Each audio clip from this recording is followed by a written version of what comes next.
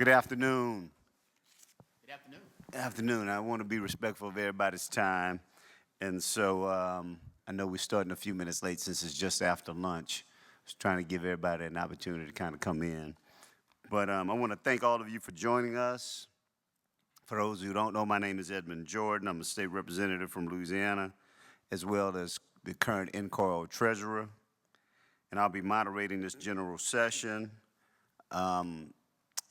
I'm sure most of you know it's been 20 years. It's sort of hard to believe, but it's been 20 years since the tragic event of Hurricane Katrina. And being from Louisiana, I can personally attest to the devastation that it's caused and the way that it has changed the nature of our state.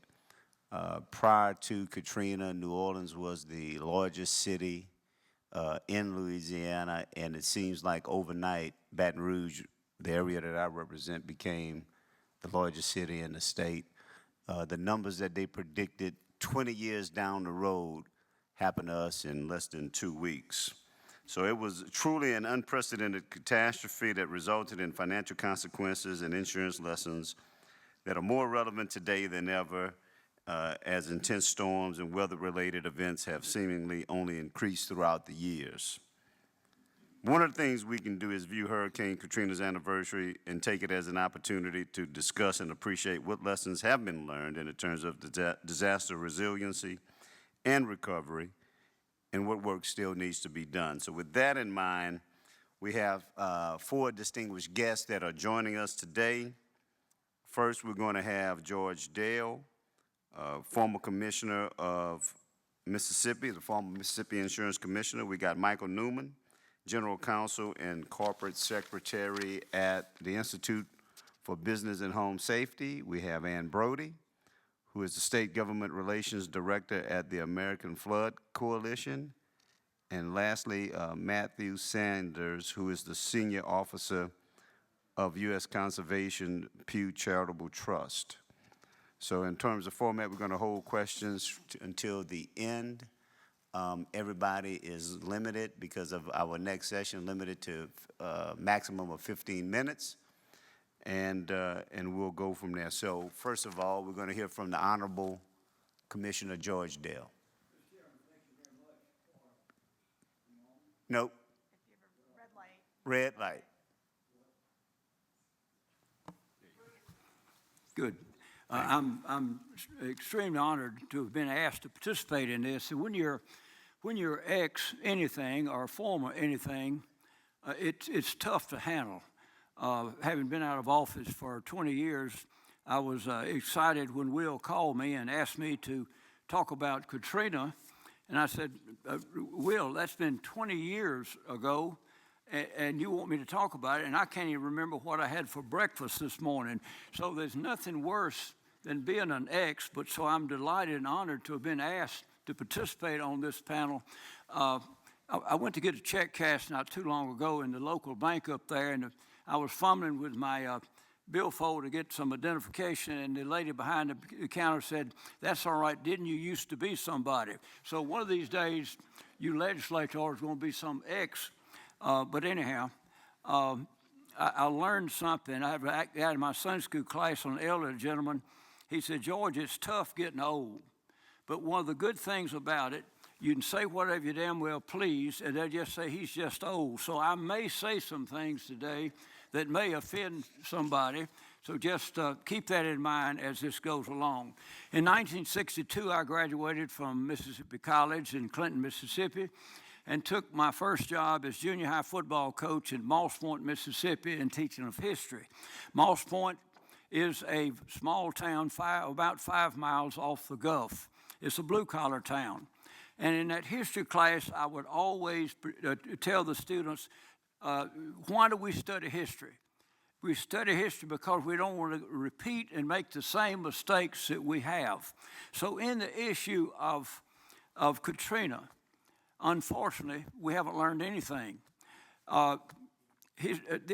Except when I went down there as junior high football coach, the Peter principal worked, and after 4 years, I was promoted to assistant principal of the high school.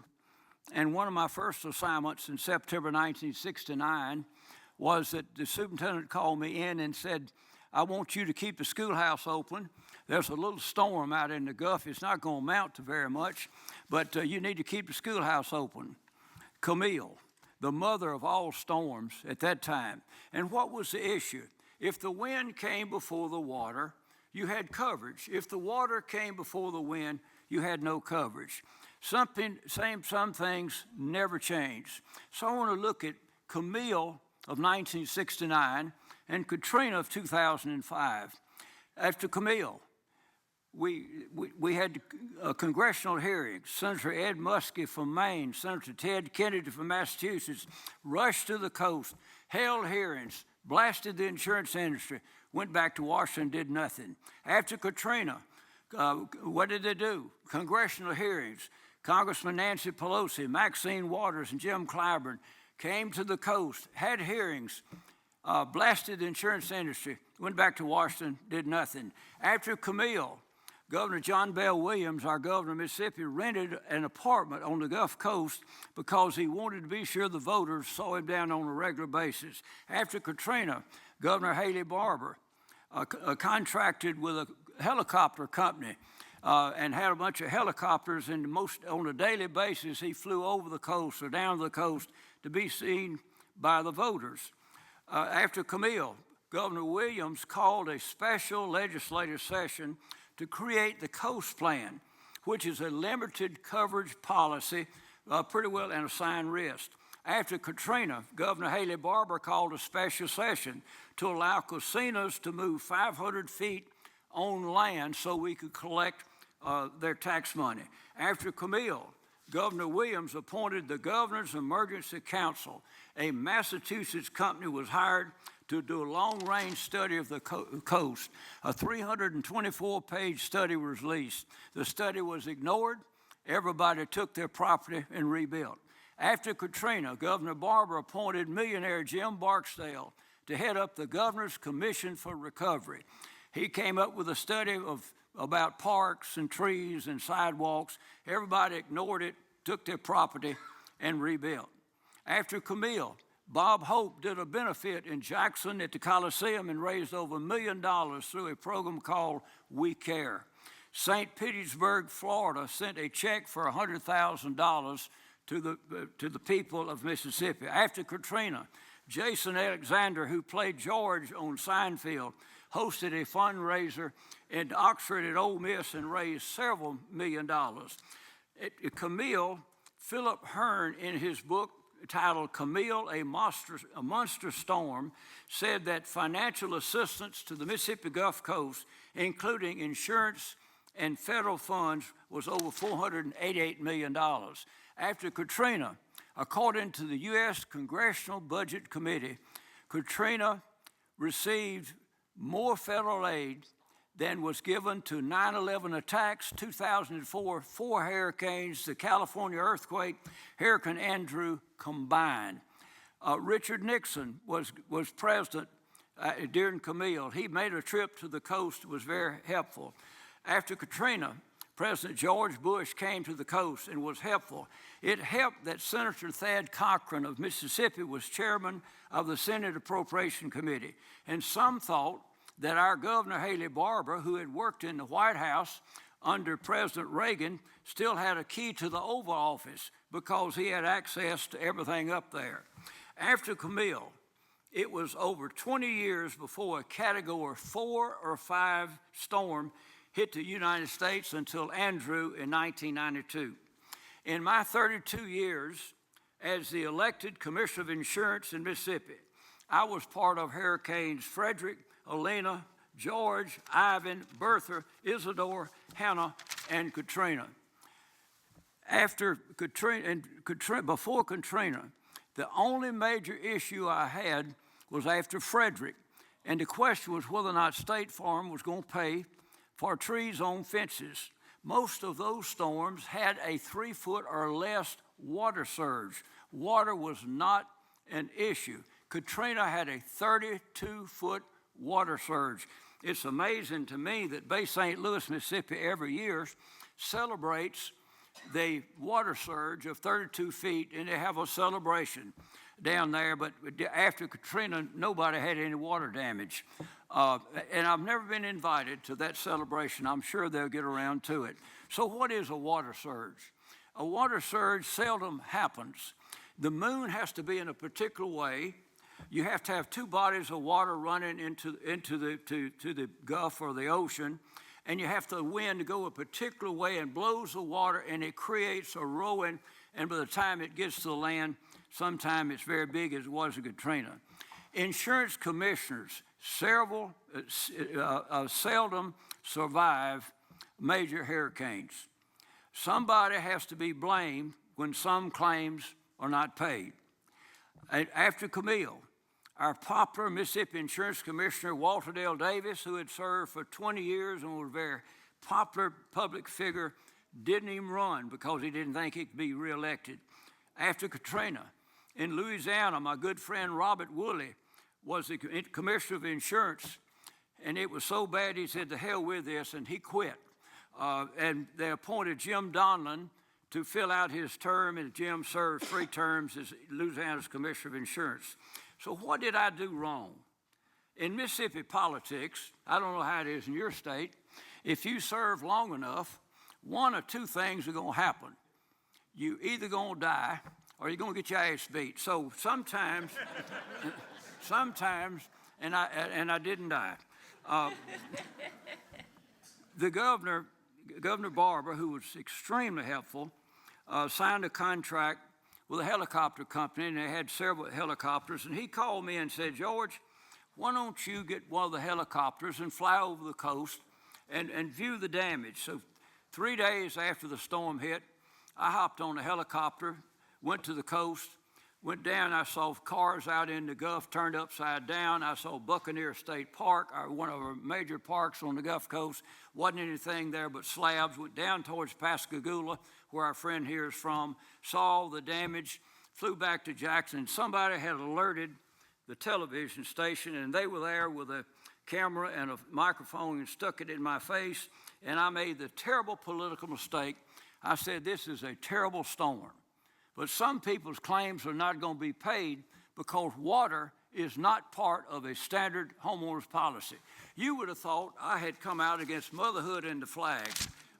Most all politicians publicly blasted insurance companies and those who regulate them. One coast United States congressman compared insurance companies to sexual predators. In a speech before the Hattiesburg Rotary Club after Katrina, he was asked, "Congressman, did you have any flood insurance?" He hadn't answered it yet.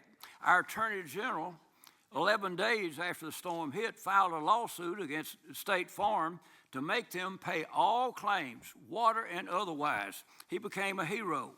One of our United States senators who lived on the coast lost his house in the storm.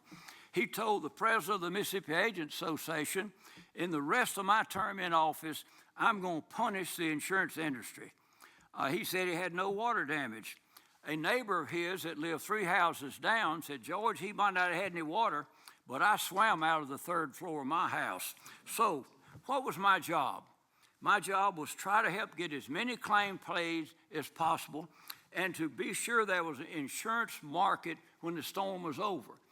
My successor, Mike Chaney, has done a good job of recruiting insurance companies for the Gulf Coast. You cannot rebuild after a storm unless you have insurance. I heard many times, "Make the insurance companies pay my claims." So what did I do? I issued 15 bulletins to companies, encouraging them to pay more claims, giving them instructions to pay claims. I met with CEOs of insurance companies in my office and pressured them to pay more claims. And they accused me of trying to make them pay claims in which they didn't collect a premium for.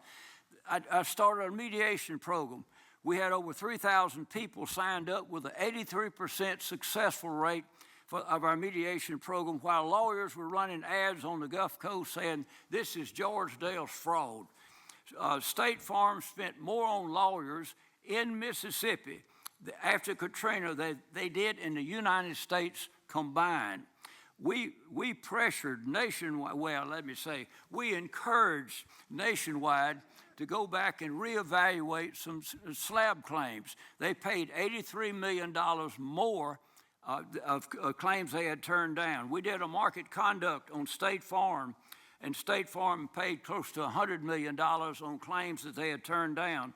But yet the Mississippi Sun-Herald newspaper congratulated the Attorney General for getting this done. So what is the future of insurance in disaster-prone areas? It's a question that needs to be answered. I can't answer it. 50% of the American people live 50 miles of the water. We love living around the water. More expensive developments on our coast and our waterways than ever before. So I ask the question, what if another earthquake would hit San Francisco as it did in 1904 and tore the hell out of San Francisco? What if another hurricane would hit Galveston, Texas, as it did in 1900? That was before television, of course, and people heard there was a big storm going to hit. So what did they do? They rushed down to see the big storm.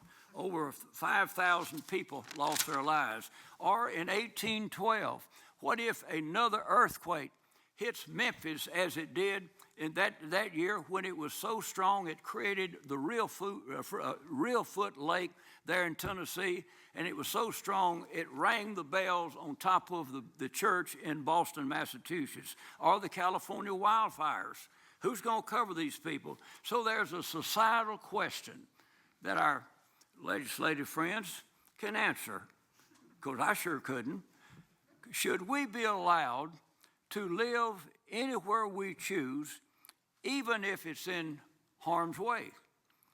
I'm not going to answer that. Will history repeat itself, as I question my 9th grade history students? Yes, it's going to repeat itself. If in another 30 years or so, or 35, we have another Camille or Katrina, what's the question going to be? If the wind came before the water, you got coverage. If the water came before the wind, you have no coverage. And there'll be an ex-commissioner of insurance looking around for a job. So thank you. Thank you, and you were right there on time. And you know, I don't know who wants to follow you, but as according to the program, Michael, it's you. Go for it. Thank you very much. And I do have a new rule: never agree to speak after Commissioner George Dale. Commissioner, you may be former for 20 years, but you still got it. So looking back on Katrina, when Katrina made landfall 20 years ago, I was about to start the 3rd year of law school. Now, friends of mine, natives of the Gulf Coast, did something really remarkable that year.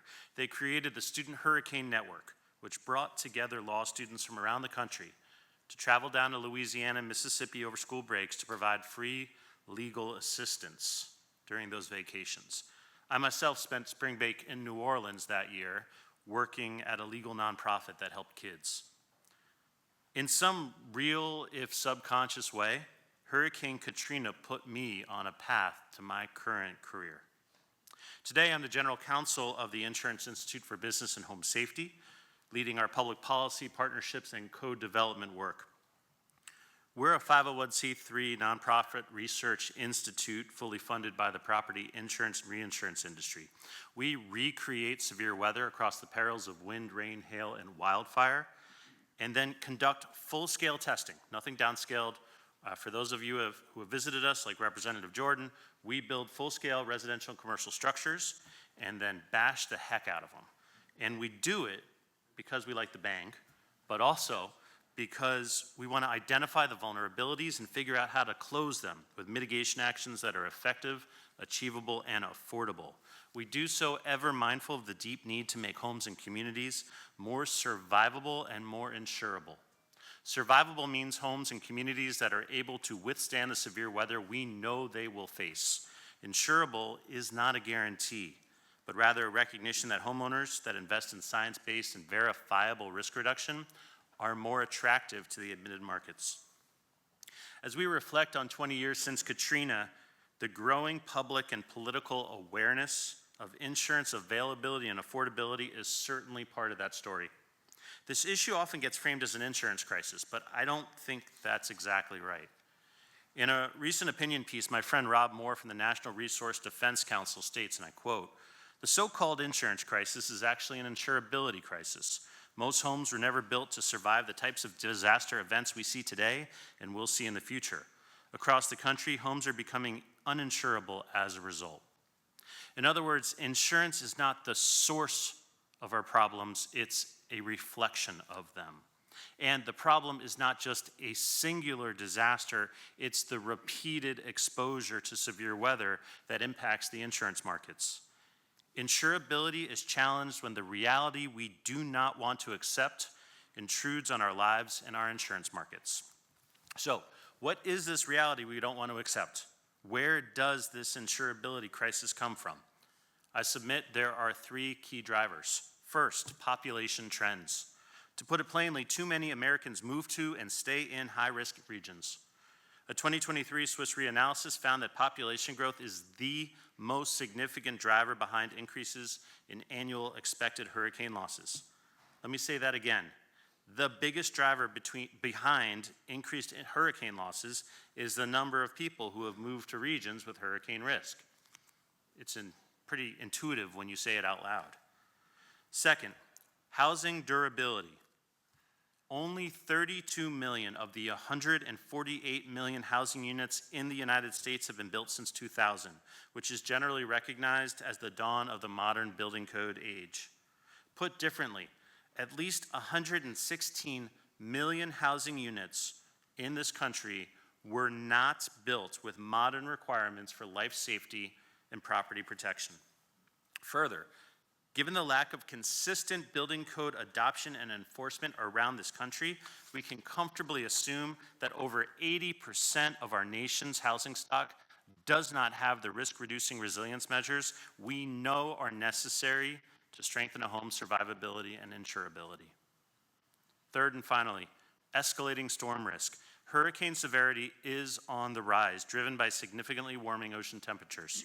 Let's not be lulled into a false sense of security by the 2025 storm season. The rapid intensification that strengthened Hurricanes Erin, Umberto, and Melissa to Cat 5 levels created storms that would have done tremendous damage to American communities if they had made landfall here in the United States. Now, on top of these three factors, we have broad forces like inflation, rising labor costs, tariffs, rising litigation costs, all of which make claims more expensive than ever. These forces put additional pressure on the affordability of insurance. The result, average homeowners' insurance costs have risen by nearly 70% over the past 5 years, according to data from ICE Mortgage Technology. So, what's to be done about this? Unfortunately, not much. We can't cool the oceans to decelerate the engine of rapid intensification, certainly not in the short term. We can try to encourage people to move away from high-risk spots, but let's be honest, they move there for a reason, and people are loath to leave their communities. None of us control the macroeconomic forces of inflation or national policies that are affecting the cost of labor and goods. In fact, the only action homeowners can take to improve their insurability, and I assert to you, the only action lawmakers can take to improve the insurability of their communities is to reduce risk by strengthening the durability of our homes. Fortunately, there are tried and true solutions to reduce risk in both the building science lane and the public policy lane. When it comes to reducing risk from hurricanes and other high wind events, Fortified, an IBHS program, is the gold standard. Fortified is a voluntary re-roofing and new construction program featuring an above-code set of requirements that reduces risk from hurricanes, high wind, and hail. A 2025 study assessing the Hurricane Sally experiences of 40,000 properties in coastal Alabama conclusively demonstrates the effectiveness of Fortified. The study showed that Fortified designated homes had a 70% reduction in claim frequency, a 22% reduction in average claim amount. Furthermore, had all 40,000 properties been designated as Fortified, homeowners would have saved $42 million in deductibles, and insurers would have saved $105.5 million in claims. I want to emphasize that $42 million in deductibles that homeowners would have saved with Fortified. The Federal Reserve estimates that 40% of Americans cannot afford an unexpected expense of $400 without going into debt. What does this mean for homeowners who face an unexpected deductible? For these homeowners, the best claim is no claim at all. While our focus is on hurricanes today, it's worth noting that severe weather affecting inland states is driving an increasing percentage of insured losses. Indeed, severe convective storms caused $123 billion in insured losses in 2023 and 2024 together, and over $40 billion this year in the first 3 quarters alone. Since 2017, in the mainland United States, insured losses from severe convective storms have outpaced insured losses from hurricanes and other tropical cyclones to the tune of $360 billion to $292 billion. It's a difference of nearly $70 billion. Like with hurricanes, Fortified can significantly reduce losses from severe convective storms from both wind and hail. For example, IBHS did an analysis of the 2011 Alabama super outbreak of tornadoes and determined that 42% of the losses could have been addressed by elements of our Fortified standard. In sum, we know what actions will most effectively reduce storm losses from wind and hail, and yet these actions are not yet the standard across our nation. Far from it. This is where public policy must play a role. I have 3 suggestions for policies that meaningfully help families and communities reduce risk and strengthen the health of insurance markets.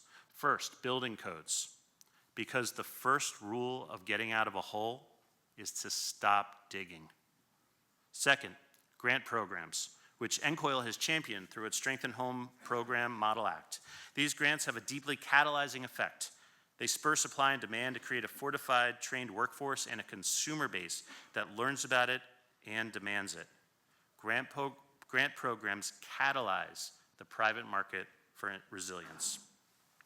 Third, financial incentives. These could take the form of insurance pricing considerations, tax credits, or sales tax holidays. Tax advantage catastrophe savings accounts, which incentivize homeowners to save for pre-disaster risk reduction or post-storm deductibles, can also be quite useful. In closing, I'd like to briefly mention a set of lessons from 2 more recent hurricanes, Hurricane Ida and Hurricane Ian. In 2021, Hurricane Ida made landfall on the Louisiana coast. The billions we had invested in flood mitigation worked. New Orleans did not flood. And yet, there were still $36 billion in insured losses associated with the storm, because even though the waters were held back, the wind still had its way with buildings. As an aside, there were also billions in uninsured flood losses along the Gulf Coast, inland, and even further up the path of the storm in New York and New Jersey. So a second lesson from Ida, uninsurance remains a major problem in the flood context in this country. 1 year later, 2022, Hurricane Ian made landfall on the Florida coast. The vaunted Florida building code worked. We saw minimal structural damage to homes built to this code. And yet there were also billions in flood losses from storm surge, including to homes that survived Ian's wind. As another aside, Ian still caused $30 billion in wind losses because so many of the impacted homes were built before the Florida building code went into effect. So another secondary lesson. Even with the best of building codes, we must still contend with the lingering challenges of pre-existing housing stock. Here's my closing point. Insurance, as Commissioner Dale said, insurance treats flood and wind separately, but a homeowner doesn't experience a hurricane that way. They just live through a storm. We need to invest in risk reduction that protects homes the way that homeowners experience hurricanes, with attention to flood and wind. We see this in the lived experience of Barry Domino. He's the grandson of the legendary Fats Domino. His friends call him Skinny. Mr. Domino is a longtime resident of the lower 9th Ward, a Hurricane Katrina survivor when floods entered his home. He's a Hurricane Ida survivor when winds damaged his roof. With help from the Louisiana State Grant Program, Skinny Domino has a fortified roof. He said, and I quote, "I feel like I'm in a much better shape now than I was before, especially before Katrina." The biggest change since Hurricane Katrina is our knowledge. We know what actions meaningfully reduce risk, and we know what policies advance resilience within a state. We just need to do it so more at-risk homeowners like Mr. Domino can feel like they're in a better position. As NCOIL continues to provide leadership on these issues, IBHS stands ready to work with you and make sure all of our homes and communities are more survivable and more insurable. Thank you. Thank you, Michael. We'll go with Matthew, and then we'll end with Ann.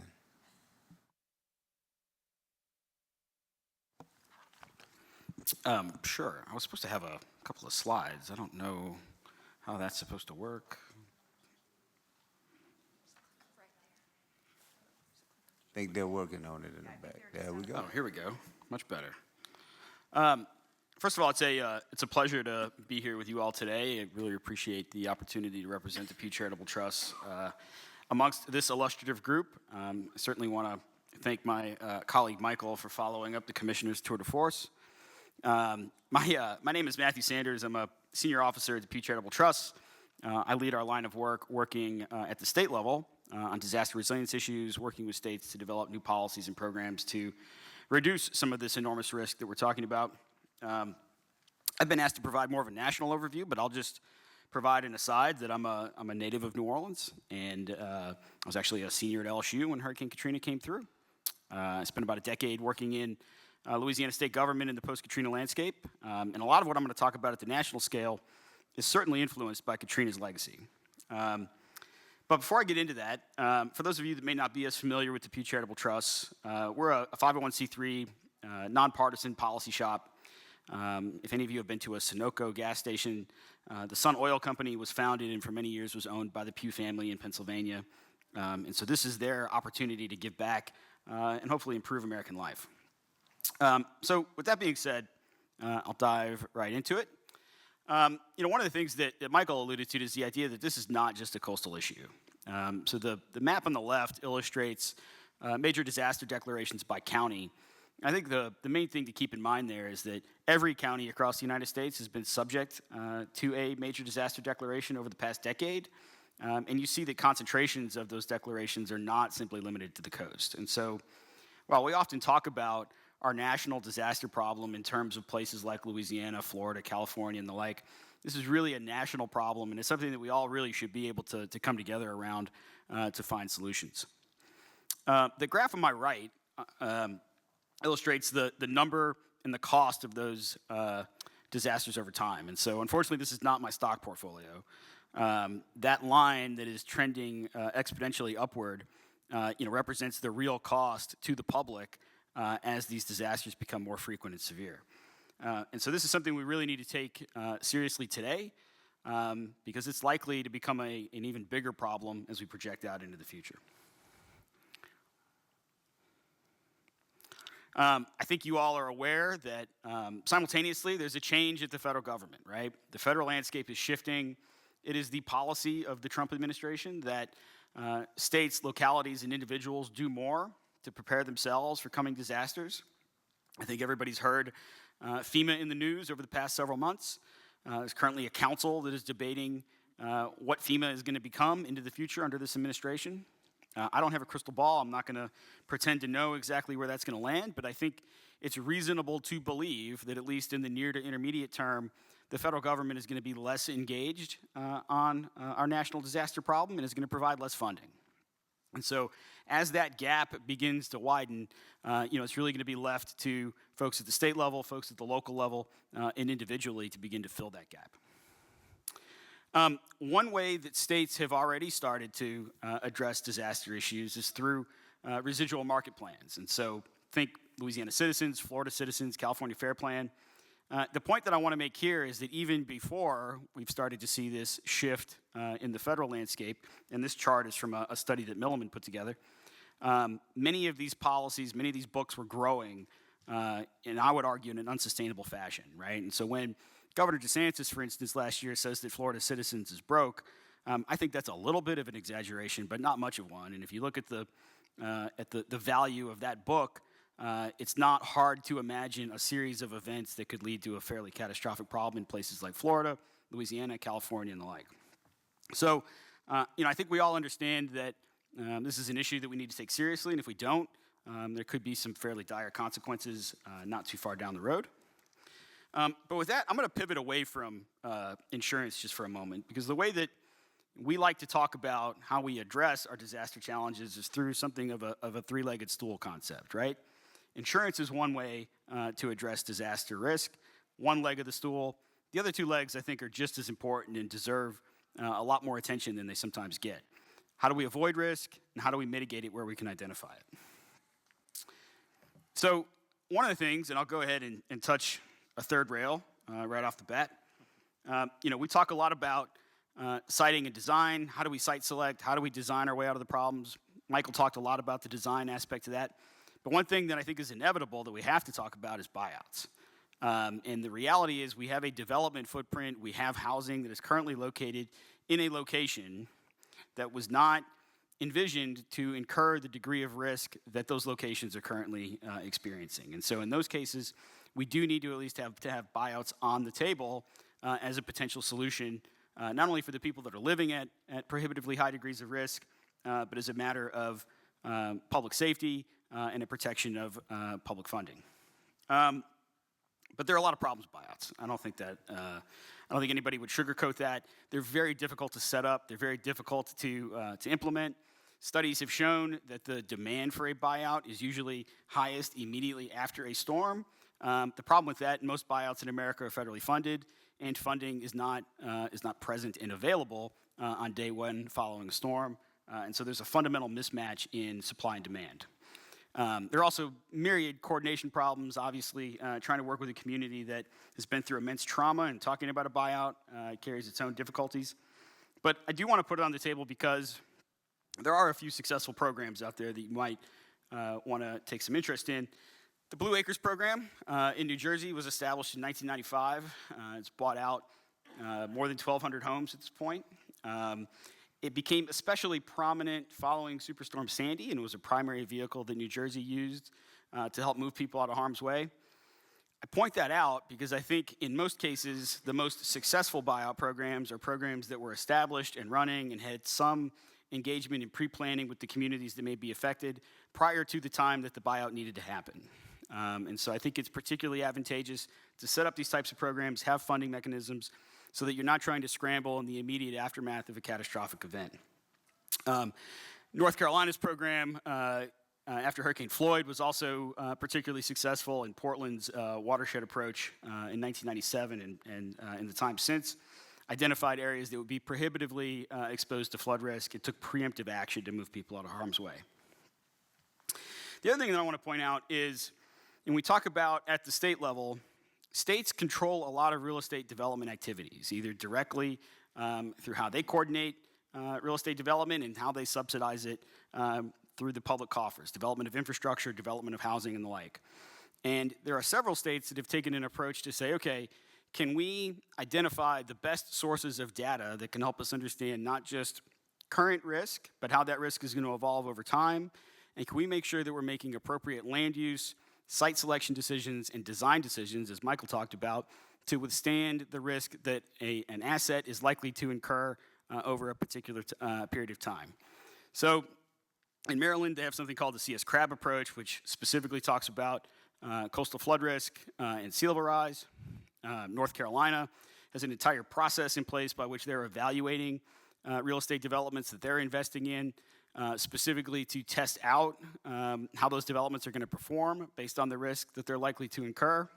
And in Louisiana, my home state, there's a program in place by which when the state invests in affordable public housing, they're going to do so in such a way that they are siting those facilities outside the special flood hazard area, and even at that, they are building in design requirements that ensure that those facilities are going to be able to withstand whatever may come over a 50-year period of time.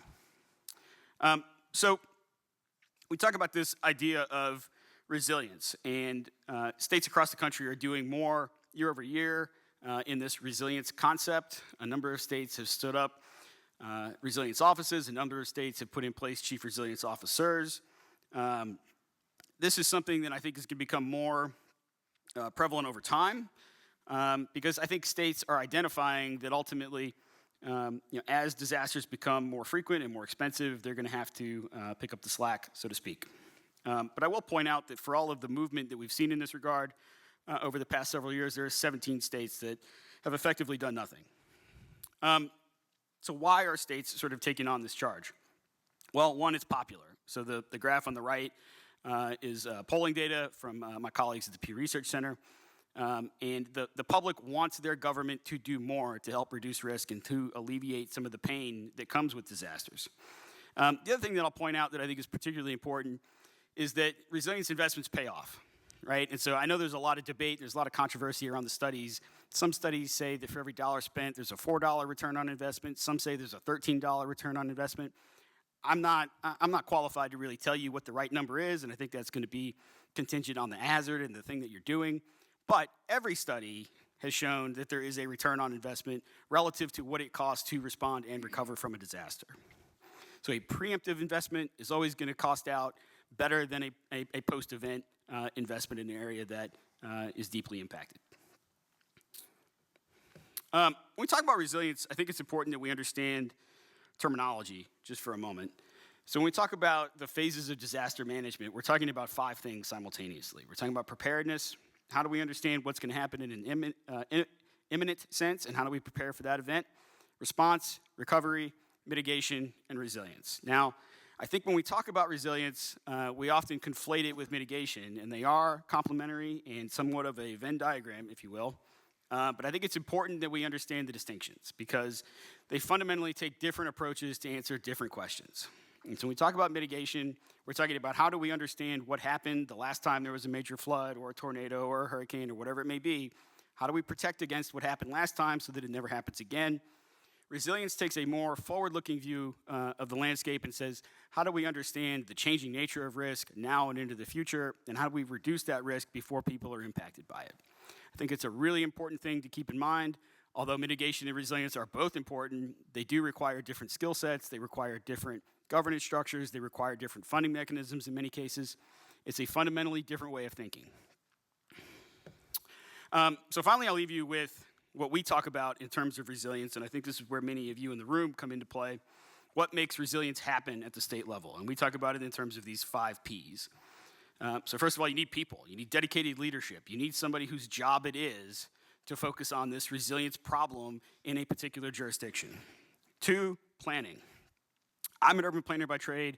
I'm cognizant to know that when I talk about planning, people go to sleep. In many cases, people develop beautiful, well-thought-out plans. They sit on a shelf. They collect dust. When we talk about a plan in this context, we're talking about a few different things. We're talking about a vehicle that can take good data so that we understand what risk is now, how it's going to change over time, who it's going to impact, where is it going to provide the most degree of impact. How do we backload that with projects that strategically address that risk as we can identify it? And how do we implement? Where are the funding sources? Who is responsible for taking individual projects and programs and seeing them into reality? That's what we talk about with a plan. And if it doesn't have the implementation piece and it doesn't have the funding piece, it's going to collect dust on a shelf and it's not going to help anybody. That obviously speaks to the next 2 Ps on my list. Projects, you got to have a list of projects. They've got to be prioritized. You got to understand why they're going to be good investments. They're going to benefit the public that you represent. Proactive funding, you have to have dedicated dollars, right? As I talked about earlier, the federal government is pulling back a little bit. That means that states, localities, in some cases individuals, are probably going to need to step up and make bigger investments over time. Finally, policy. Those of you that are members of state legislatures, this is really where you come in, right? And so unless this is codified in such a way by which there are people in place, you have capacity, you have expertise, you have the ability to take this on as a function of government, unless you are there to understand what the investments are going to look like, what the projects are, what the programs are, why they're beneficial to you and the jurisdictions you represent. And if you're not there to codify and make sure that the funding ends up in the right place, none of this is going to happen. And so with that, my email address is here. I'm happy to take questions when the time comes, and I'll hang out for a little bit after the session if anybody wants to chat. Thank you very much. Thank you, Matt. All right, Ann. All right, thank you. Glad to bring up the rear on this one. My name is Ann Brody. I'm Director of State Government Relations for the American Flood Coalition, and I am so very grateful to be here and to be speaking on this topic because, as my new friend George mentioned, long before I was working for the American Flood Coalition, I was growing up in Pascagoula, Mississippi, which was directly impacted by Hurricane Katrina. My father just retired after 40 years as a Presbyterian minister, and my family moved from Pascagoula to here in Atlanta, Georgia, 5 weeks before Hurricane Katrina. I have long joked that God must have told him a flood was coming because the house I grew up in was 2 blocks off Beach Boulevard, the coast down in Pascagoula, and we were not in a floodplain. We did not flood during Camille, but the single-story brick ranch I grew up in took on 8 feet of water during Hurricane Katrina, and most people I grew up with lost everything they had in that storm. And while I did not know it at the time, like some of my other panelists, that storm really altered my personal career trajectory, but y'all did not come here to hear about me and my career trajectory. So I will tell you a little bit about the American Flood Coalition, who we are, what we do. I'll move through it pretty quickly because you also didn't come to hear that. You came to hear about lessons learned. We are a nonpartisan, nonprofit organization. We are philanthropically funded. Our bipartisan coalition comprises more than 500 members across 23 states, ranging from local elected officials, mayors, county commissioners, business leaders and business groups like chambers of commerce, military leaders and military groups, state elected officials like yourselves. In fact, I think we've got a few coalition members here in the room, and federal champions. And we are all working together to advance flood adaptation policy. The American Flood Coalition works to give leaders like you, like your local elected officials, the tools and the resources that you need to protect your communities, whether that is on flood protection projects, how to build resilience at the state level, networking with other leaders facing similar challenges, much like you're doing here at NCOIL, and also coming together to provide a unified advocacy voice to drive change on policy issues that can make a meaningful impact in your districts. We work primarily across 3 key themes. That is improving data, particularly at the federal level, as several of my fellow panelists have mentioned. Storms aren't what they used to be, and we know that you and the folks in your districts need good data so that you have the information that you need to make the best possible decisions. We're also working to simplify access to federal funding. I don't know if any of you have ever sat down and counted how many different federal programs there are that touch disaster recovery, but we have, and it's more than 120. They all have different application requirements and applications themselves, and I don't have to tell you all that local elected officials have neither the time nor the resources to navigate that, quite frankly, hairball. And then we also work to empower state leaders like yourselves so that you have the tools, the information, and the confidence you need to better protect your communities. So here's what you really came to hear about: lessons from Katrina. It made landfall 20 years ago, first in southern Florida, then in Louisiana, moving north through Mississippi, and didn't officially dissipate until it hit the Tennessee-Kentucky border. And that path does not account for the millions of people who lost friends and loved ones, or the millions of people who experienced the economic impact of the storm itself. I don't know about y'all, but I remember what those gas prices were like immediately after Hurricane Katrina. And while it was a really powerful storm in its own right, its impact was exacerbated by ineffective response at all levels of government. And those impacts showed us that the preparedness and response systems that we set up in the 90s and the 2000s just were not adequate for the storms that we were facing. And I think as we all probably know and recognize, over the last 20 years, the aftermath of Hurricane Katrina has become one of the most researched and written about disasters in our nation's history. But even in that moment, we recognized that there was a need for change. And while Congress didn't do a whole heck of a lot on the insurance issues, they did recognize the need for better recovery and coordination and passed the Post-Katrina Emergency Management Reform Act in 2006. And it feels a little bit weird to say because we've been doing it this way now for 20 years, but that act really transformed the way that we do emergency management in the United States. It set up a system that shifted more federal resources to pre-disaster planning and preparedness. It required states to regularly think about and plan for gaps in their own capabilities. And it mandated professional requirements for the head of FEMA to ensure that disaster preparedness, mitigation, response, and recovery are led by someone with deep expertise and experience. And that's a practice that many states have adopted at the state level as well. And these policy changes have improved the way that we manage disasters, but they rely on a foundation of federal support, which we all know is changing. And so we find ourselves once again at another inflection point. Recent events like Hurricane Helene last year and the Eaton and Palisade wildfires in LA this year have shown us that the systems we're using now are not enough to handle the worsening threats that lie ahead of us.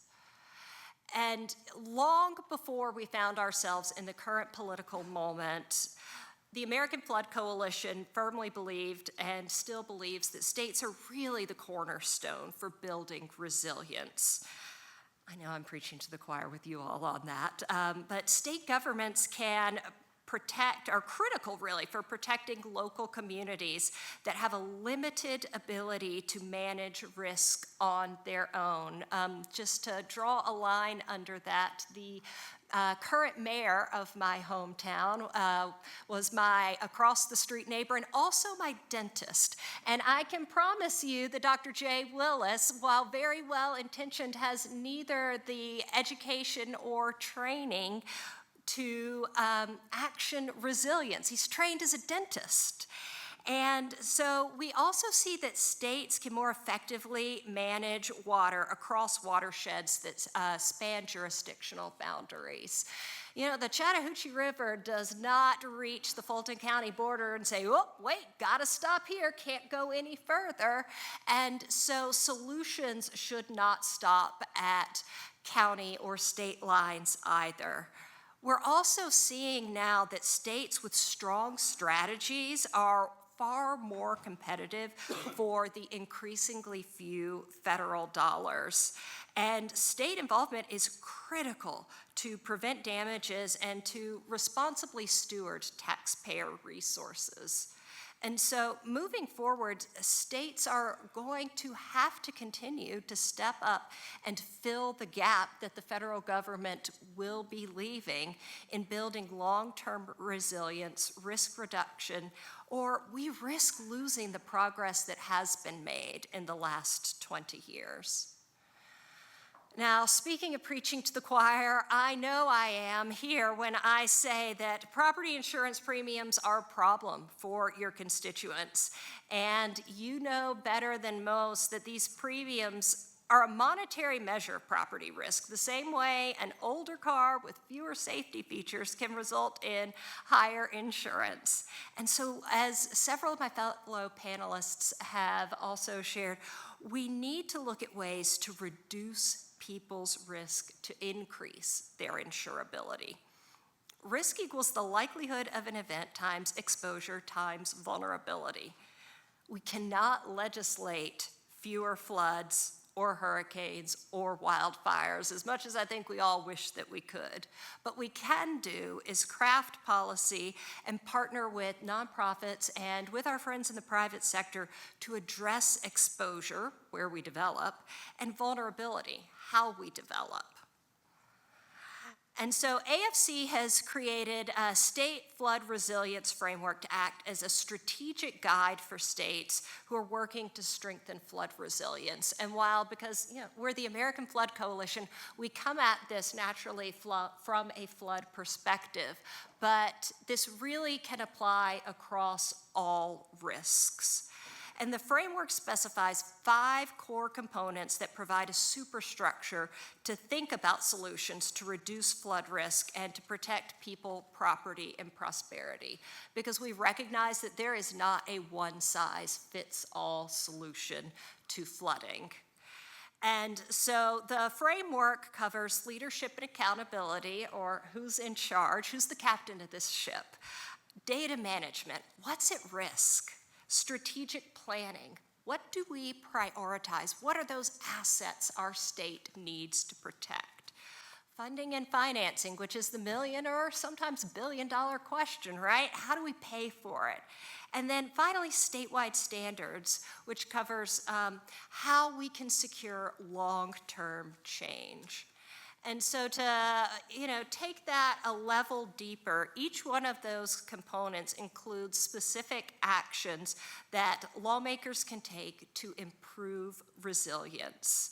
Under leadership and accountability, a CRO, Chief Resilience Officer, as my friend Matt shared, can coordinate state and local government actions that are often happening in silos across government and bring those together to reduce risk. In Florida, the creation of a Chief Resilience Officer was actually directly credited by S&P 500 as supporting evidence for why they decided to continue to award that state a AAA bond rating, which is pretty powerful.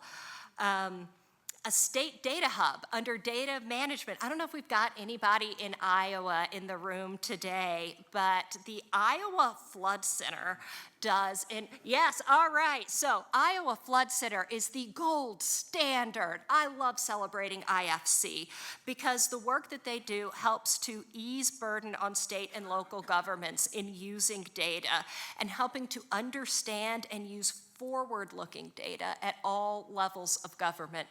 If we're building our infrastructure, our roads, our bridges, our schools, even our hospitals for the storms that we're seeing today or the storms that we saw yesterday, then we're not putting our tax dollars to the best possible use. We need to be building our infrastructure to withstand what we know is coming so that we do not have to continually rebuild those critical pieces of infrastructure, but rather we know that we have invested in infrastructure that can withstand what is coming. Also in Iowa, I'm talking with several of your colleagues about creating a statewide resilience plan, a clear map to effectively prioritize projects and state funding so that you have the assurance that your state dollars are going towards the most impactful projects. Funding to help communities and property owners build resilience, lots of great examples out there. In Florida, the Resilient Florida program provides a really structured way to prioritize project funding for communities across the state, providing for vulnerability assessments, planning, and implementation projects to mitigate flooding and the impacts that Florida is experiencing related to sea level rise. And then an example that has already been cited that NCOIL can also pat itself on the back for, in Alabama, the Strengthen Alabama's Home program offers grants of up to $10,000 for homeowners to strengthen their homes against wind damage. The program uses the fortified roof standard that my fellow panelists mentioned. and that was developed by the Insurance Institute for Business and Home Safety, which helps to strengthen homes against severe storms. And this mitigation reduces risk of damage during storms, and in Alabama provides homeowners discounts to their wind insurance premium and deductible. And then in Los Angeles, the Resilient LA Delta Fund is designed to ensure, that's insure with an E, by the way, homeowner access to the necessary financial resources to rebuild to the highest studied wildfire resilience standards and help preserve insurability. And the aim is that all properties can be upgraded to the evidence-based IBHS Wildfire Prepared Home Plus standard to increase the safety and the likelihood of insurability for homeowners and for the wider community. Higher building codes, better zoning and land use planning, and improved design standard manuals can ensure that homes and infrastructure are built to avoid or withstand current and future hazards. These are all really tough challenges. And at AFC, and I know that my other fellow panelists here would likely say the same, we're here to walk alongside you in navigating these challenges and to help you formulate policy solutions that meet the specific needs that your state has and that fit the unique context of your individual states as well. And so to that end, I know that I am the last speaker, and so I will close, and I think we're all happy to take any questions you may have. All right, thank all of you. Any questions from legislators right now? Representative Morgan.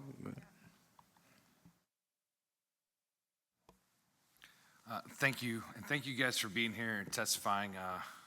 My wife grew up in New Orleans, so she knew many people that's Katrina affected, and me being from Texas and having family in East Texas that reached out over there obviously as well. I had some questions regarding, okay, and I can't read your name from here, so I apologize. The guy in the second to in the blue jacket there, that, yes, you, sir, thanks. Can we bring up his slide number 2? I don't know who's controlling the slides here. But I had a question about that because you showed a very high increase there. But I also, I think it'd be good to overlay that with, data understanding that, one, we've built how many more houses, we've had a 13 to 15% increase in population in that decade. Obviously these have gone up more than 13 to 15%, but, and then we have cost of materials. So what is the, kind of normalizing a bit more so it shows a little better, if that makes sense. Yeah, I think you bring up a good point and appreciate the question. So the data here is inflation adjusted. So that's one element that I'll put on the table. But I mean, I think, part of what you said is right, and I think it speaks to a point that Michael made, that there's a direct correlation between people moving into areas that are at degrees of risk that, corresponds with the cost of disaster response and recovery in the United States. And so, to the problem of let's stop digging the hole, that's a huge element to keep in mind here, right? How do we disincentivize more development, more people living in harm's way? But I think that's not the only aspect that we need to keep in mind to bend this curve, right? As we pointed out, there's a whole network of existing legacy development that is now incurring degrees of risk in which people moved into a place somewhere, right, under an understanding of what risk would look like, and now that understanding has been fundamentally shifted because the risk profile has changed. So there are a lot of different elements to how we need to address this, but I think the data speaks for itself. These types of events are becoming more repetitive, they're becoming more severe, they're becoming more costly. And so, regardless of how you want to parse that out, different causes call for different solutions, but, this is sort of an all hands on deck proposition, I think, at this point. Thank you, I'm good. Thanks. Representative Lorenz. Thank you, appreciate it. And I'm the only urban planner in the Ohio legislature, so toot my own horn, but my question Going back to the building codes, how receptive have organizations like the ICC, well, they're pretty much the only one now, been in acknowledging some of these disaster, I would call them upgrades to standards, and you know, how successful have you been in other states? I know in Ohio, we're a home rule state. We have the Ohio Building Code, which is based off that, but just kind of curious on your take with respect to that. I can take that one, sir. I want to differentiate between the development of model building codes and the implementation of those model building codes. I think the story of the consensus-driven process in the ICC, the International Code Council, is one of continual growth and improvement over the last 25 years. Since we started having the kind of modern era of codes, they have gotten better every 3 years. IBHS has been a longtime contributor to that consensus-driven process. Two key things, advances that just in this recent session I can highlight is the adoption of a requirement for a sealed roof deck in both the International Building Code and the International Residential Code up to the 120 mile per hour hurricane lines on the coast. For those who don't know, I'm going to go roof nerd on you for just a minute. A roof is comprised of a roof cover, an underlayment, and a roof deck.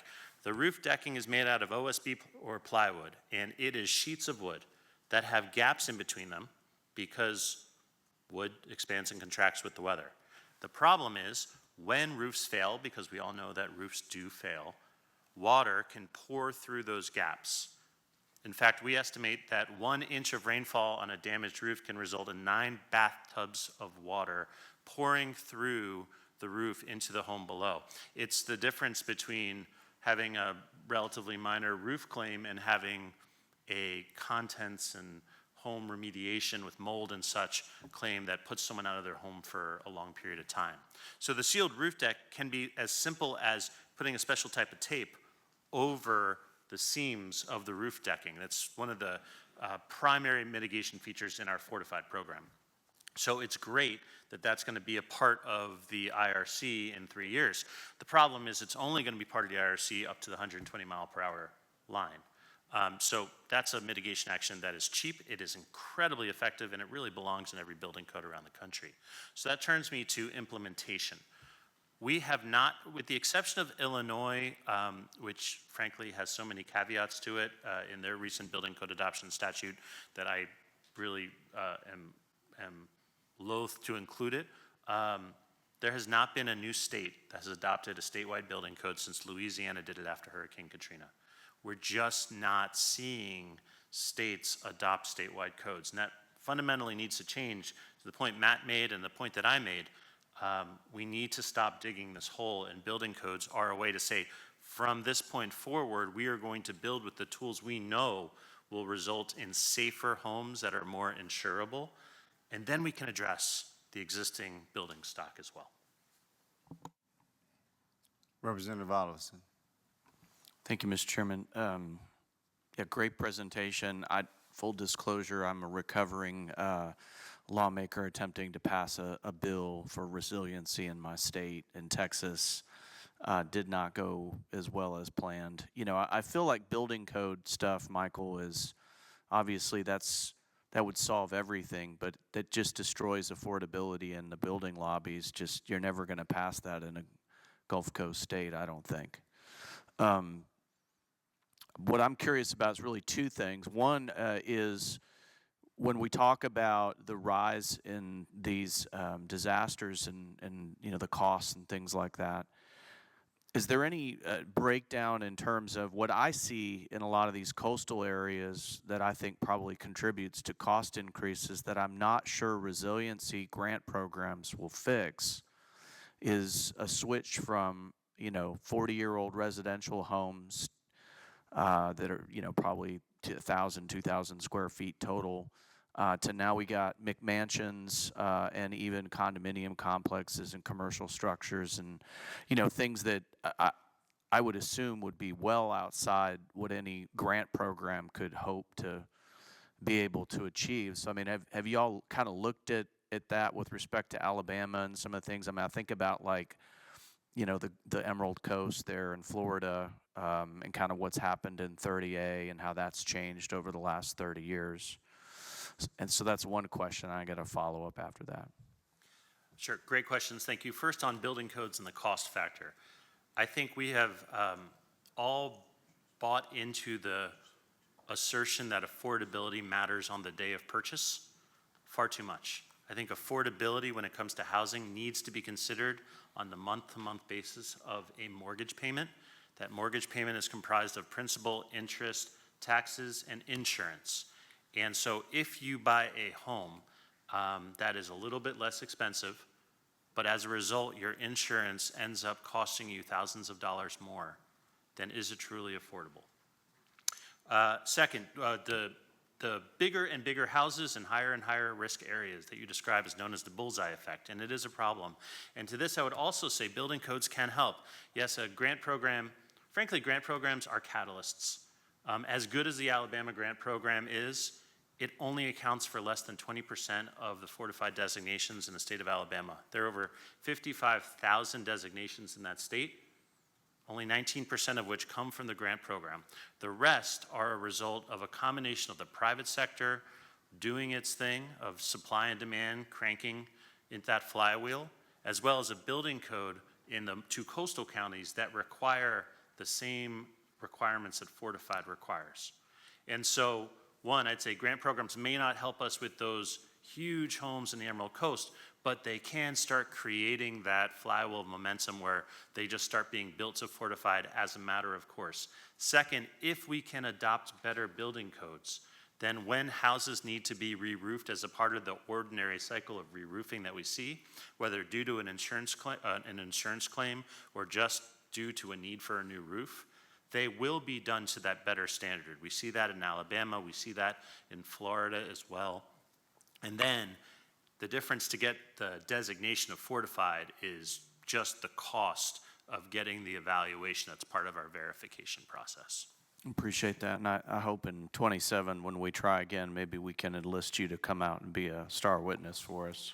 It would be my pleasure. We have some hearts and minds to win still. My follow-up question is probably better directed towards Ann. You know, we heard Ann this morning talking about NFIP and the problems that we're having reauthorizing it and what does the future hold. As a Texas lawmaker, I'm very concerned. I have over 600,000 policyholders in NFIP in my state, most of whom live in my area and surrounding counties in Harris County and the Houston area, down the coast. And, you know, storm surge is a problem. I mean, what can we do? What do you recommend? What have you looked at? I mean, other than just don't build there, which I don't think is, you know, we talk about that all the time as coastal lawmakers, and that just doesn't sell. What can we do to address that? And is there a mechanism in the private market that can take over what NFIP brings to the table? Because I'm not sure there is, but I'd love to hear if you think there is. I was joking ahead of this session that I sure am glad I work at the state level and not the federal level, that it is my federal team's problem to solve NFIP, not mine. I don't know that there is anything, quite frankly, in the private market that could step in yet. And so I think we are all holding our breath in the event that that happens. I also think that that level of risk reduction, we can think about it a little bit broader for the Houston area, and think about not just policies, but also about how infrastructure can help to reduce risk, whether that is hard infrastructure, things like seawalls, or you know, in the Netherlands, they've got that big flood barrier. I know y'all in Texas know about that. And then We're building one of those. Yes. I've talked with Professor Sam Brody, no relation, about that a fair bit. And then there are also natural hazard mitigation processes. So in Pascagoula, you're probably the only person in the room who knows about this, but in my hometown originally, there was just a 1-mile stretch of artificial beach boxed in by seawall, and the rest of the coast was hard seawall. And when folks were flying over in their helicopters after Katrina, they noticed something really interesting, that with one exception, every house behind that artificial beach was still standing. Flooded as all get out, but still standing. The one house that wasn't standing was hit by a barge, so, you know, what's you gonna do about that? And then on the other side of that coin, the houses that were behind the seawall, with very few exceptions, gone, swept off their foundations. And so one of the things that the state of Mississippi and my hometown worked together to do is to expand the beach so that it covered more of the coastline and put in dunes and grasses. And when I was growing up, you did not go to the beach in Pascagoula. If you were lucky, you had a friend with a boat and you went on their boat out to the Barrier Islands. I was back for the first time in many, many years last October, and I was blown away. The beach was filled with families enjoying time. Lots of my friends now send me Christmas cards of their kids taken in front of those dunes. There were folks walking up and down the promenade. And so this piece of natural infrastructure that was invested in also created an incredible community amenity. And I would guess that most folks don't realize that that beach that they're spending time on now is also helping to protect their homes from future Katrinas. So I guess that leads me to, we may have a question, maybe time for one more question after this, but out of all the things that you mentioned, and I know it's a big issue in Louisiana, we haven't talked about coastal erosion. And I mean, it's like one of the biggest things. We're losing so many, you know, acres of our coastline every year that, you know, in 20 years, they're saying the coast is going to be in Baton Rouge. So we're losing all these communities in the process, but that just means every year that those storms come further and further inland. So if you could just speak to that a minute, and then we may have time for one or two more questions. Anybody?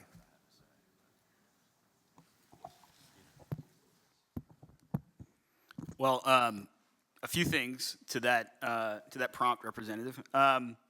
One, and I know you're familiar with Louisiana's Coastal Master Plan, you know, even under the most rosy outlook associated with the Coastal Master Plan, the state of Louisiana cannot rebuild land faster than it's losing it, right? And so while coastal restoration is essential, and while we need to do everything we can to try to restore those coastlines, that's not going to be the complete answer to the question.